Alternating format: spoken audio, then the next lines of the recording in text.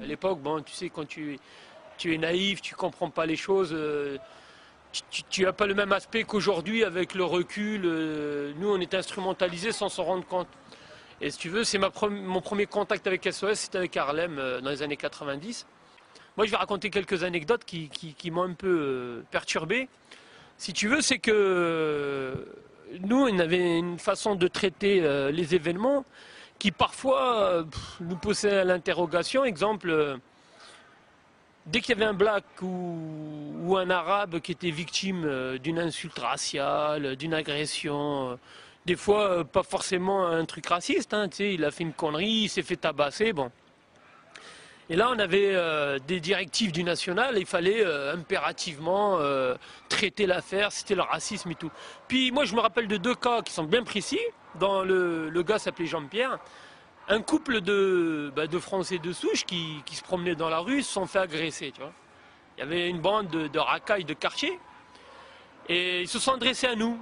Donc moi j'étais dans l'association, ils se sont adressés à nous et à un moment donné ils ont fait part de ce qu'ils avaient subi. Alors sale français, sale guerre, on va vous défoncer. Pendant que le mari se faisait tabasser, la femme elle se faisait insulter. Sale blanche, va faire ça ta race, tu vois. Et c'était vraiment du racisme pur, quoi. C'était en même temps qu'on tabasse le mari, la blanche, on te salit, tout. Donc ils se sont adressés avec nous. Et lorsque le national a été informé, ils ont fait une directive. Ils nous ont dit, les gars, ça c'est de l'ordre du droit commun. C'est de la délinquance sur la voie publique, ils se sont fait agresser, laissez tomber cette affaire. Nous, ça nous a choqués parce que, si tu veux, pour nous, on n'a pas hiérarchisé le racisme, quoi. Dès lors que tu es victime d'une intolérance, tu rentres dans le cadre d'SOS.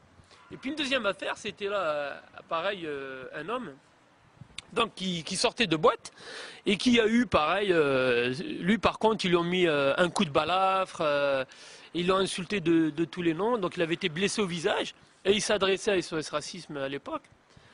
Et pareil, dès qu'on est monté au créneau, on nous a dit s'il vous plaît, parlez pas de cette affaire. Bon. Alors là, on s'est posé quand même beaucoup de questions. On s'est dit, attends, il y a un système racial, il y a des races qui sont reconnues. D'ailleurs, la Constitution, comme le droit international, dit incitation à la haine raciale. Donc on sait qu'il y a des races. Mais apparemment, pour SOS Racisme, il y a les races asiatiques, africaines, eurasiennes, mais il n'y a pas la race blanche, quoi. Et un autre fait qui nous a... Alors là, c'est un peu mon parcours. C'est que c'était une plateforme de recrutement. Parce que c'est de là qu'on allait à l'UNFID, ou bien on allait au MJS, donc au Mouvement des Jeunes Socialistes. Et tous les cadres, tous les responsables, c'était des mecs du PS. Et forcément, quand tu évolues à SOS, tu finis par évoluer au MJS, ce qui a été mon cas pendant 3 ans. Et je suis resté 10 ans à la fédération du Parti Socialiste en Gironde. Oui, à Gironde. Et ce qui est rigolo, c'est que de l'extérieur, tu penses que c'est une association tu vois, qui voue ses actions, ses engagements, la lutte contre le racisme, et puis tu te rends compte que c'est du pipeau. Tu vois, parce que nous, ce qu'on a vu, c'est beaucoup d'emplois, et j'allais dire fictifs. Tu vois, si tu veux, maintenant SOS Racisme avec le long terme, c'est devenu une espèce de lieu où, si on n'arrive pas à caser les gens au PS ou sur une liste électorale, on leur propose un emploi à SOS Racisme. Et au fur et à mesure, ça s'est vachement bureaucratisé et c'est devenu voilà, un lieu de... Tu sais pas quoi faire d'un gars, tu le mets à SOS. Et ça, c'est un peu compliqué à gérer parce que à un moment donné, les gens qui viennent, ils viennent pour le taf, donc ils viennent plus pour la cause. Donc c'est plus idéologique. À SOS, tu as deux racismes qu'on ne peut pas condamner. Qu'un juif, il insulte une autre race, tu ne trouveras jamais un procès. Donc il y a un racisme que tu n'as pas le droit de condamner. Et puis il y a le deuxième, c'est celui du racisme anti-blanc. Alors lui aussi, voilà, aujourd'hui à SOS Racisme, tu es noir, tu es asiatique, tu es arabe, tu es une femme maghrébine hein, si ou black, tu es victime de discrimination, viens. Voilà, nous tu nous intéresses. Maintenant tu es victime d'un patron juif ou d'une bande de racailles qui te dit, parce que moi je l'ai entendu, hein, j'étais même témoin de scène, j'ai vu des gens dire à des Français de souche, leur dire mais casse-toi, nous pendant 130 ans vous nous avez colonisés, maintenant on est là pour vous emmerder et tout. Et ça se lâche, ouais, espèce de sale blanc, ouais. Tu vois, et ces gens ils sont venus, moi je pense surtout à ce mec là, Jean-Pierre. Le mec, il a pris une balafre. Il a pris un coup de couteau. Et les mecs, ils se sont acharnés sur lui, l'ont tabassé. Et lui, il est venu pensant naïvement qu'à SOS Racisme, on allait prendre en compte ses souffrances, ses douleurs. Bah, nous, on a reçu une directive de Paris, on lui a dit non, laissez tomber. Donc, il y a un racisme qui est beau à traiter et un autre qui n'est pas beau à traiter.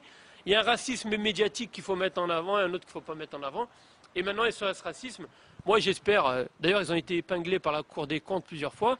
Et j'espère franchement qu'un jour, il y aura un audit sur cette association. Ah, c'est une caisse de résonance du Parti Socialiste, tout le monde le sait. C'est Mitterrand en 84 qui a créé SOS. Je crois que des associations comme le CRIF, le CFCM, le Conseil français du culte musulman, le CRAN, des associations noires, tout ça, ça a été mis en place uniquement avec un seul objectif. À diviser la communauté nationale. SOS Racisme, c'est un des bras armés de ce travail. Voilà, c'est un objectif qui est mis en place. Et à SOS aujourd'hui, on a quoi? On n'a que des charlatans comme Malek Bouti, qui il fait une tribune dans Le Monde Libération. Il dit j'ai jamais vu autant de racisme au Parti Socialiste, un parti où il y a beaucoup de racistes. Et puis pour calmer le jeu, on offre un poste à sa femme dans un conseil général. Voilà. Ces pratiques-là, elles ont tué la France. Voilà. Et aujourd'hui, l'antiracisme, il crée le plus grand racisme en France. Voilà.